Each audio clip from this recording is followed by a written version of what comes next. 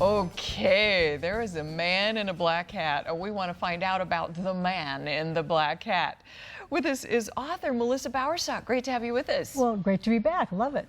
You have your 4th book out this year. I know. Called The Man in the Black Hat. Yes. 4 books. I tell you, you're amazing. You're just like... You know, I have never done this. I've never written 4 books in a year, so I don't know what happened. I don't know what I'm eating for breakfast. You have some good energy vortex coming in or something like that. I don't know, because you're a Cottonwood resident, right? Camp Verde. Camp Verde. Yeah. Camp Verde. All right.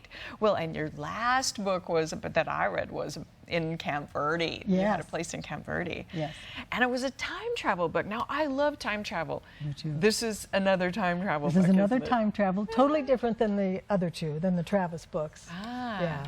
Okay, how does it differ? How do you differ at time travel? The last one was really fun. A guy, you know, an actor, a soldier working there at the Camp Verde Fort, and he ends up going back to the actual time where he's enacting, which was a really cool book. I love that. Oh, good. So this one.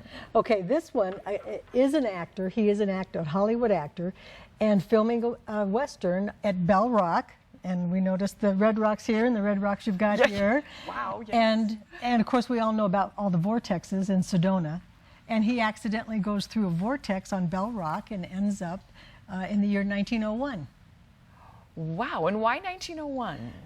Do you know, I just kind of take into account what's going on, what stage Sedona was in at the time, what was happening at the time. Okay. And I just kind of narrow it down depending on what I know is going to happen in the book.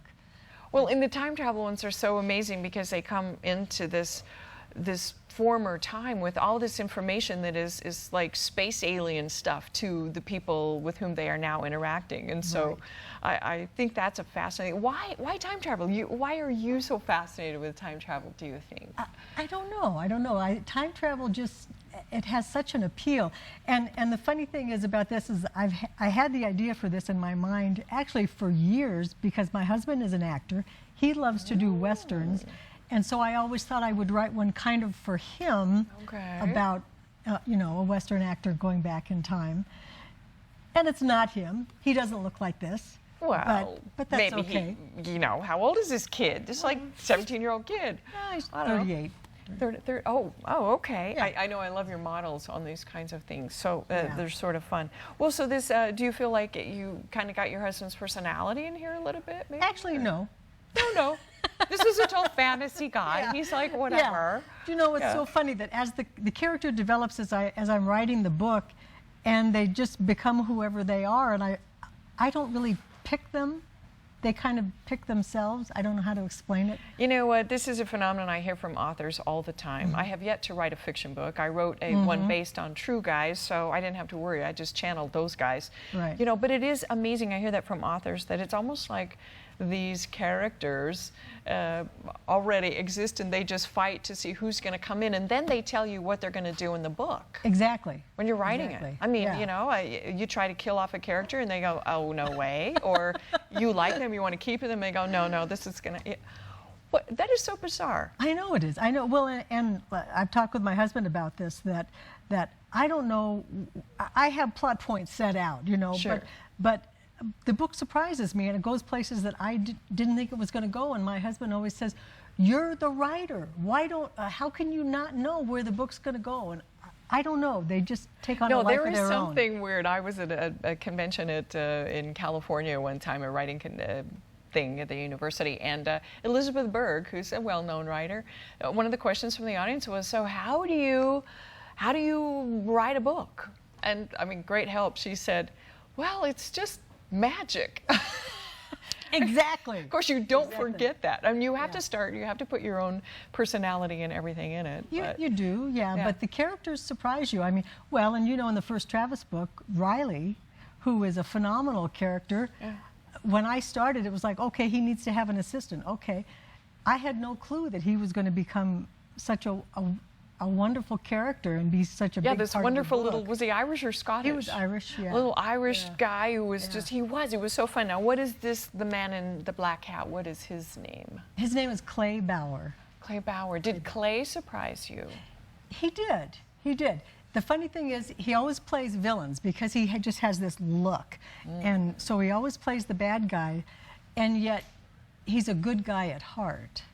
Oh. So there's kind of this dichotomy.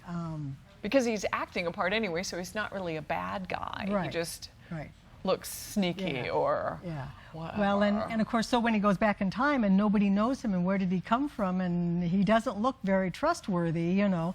So he's got to deal with that. Yeah. This is available now, right? It is. Worldwide. Yeah. Very I cool. released it a couple weeks Is this ago. going to be a series? Is this just going to be one? No, I don't think so. I think that's a standalone. No, I'm already Okay. working on a new one, which Clay is totally is, different. you know, the Yeah. man in the black hat. Clay is moved on here. Yes. So, Sweet 17 is just your Sweet 17 17th book. Yeah.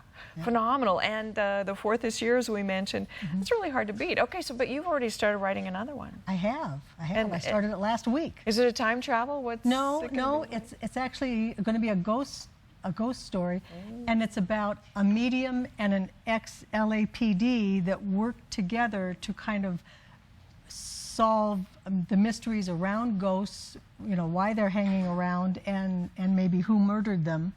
Interesting. Yeah. Well, I have to say that's actually a true scenario. Yeah.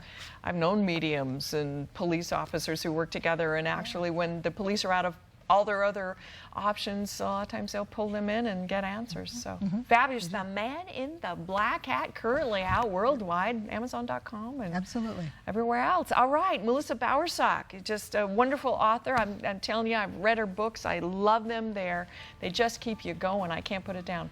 Thank you, Melissa. Thank you. All right. Don't go away because we have a sports team, yes, in our area, a very important one. We're going to talk about Northern Arizona Suns. We'll be right back.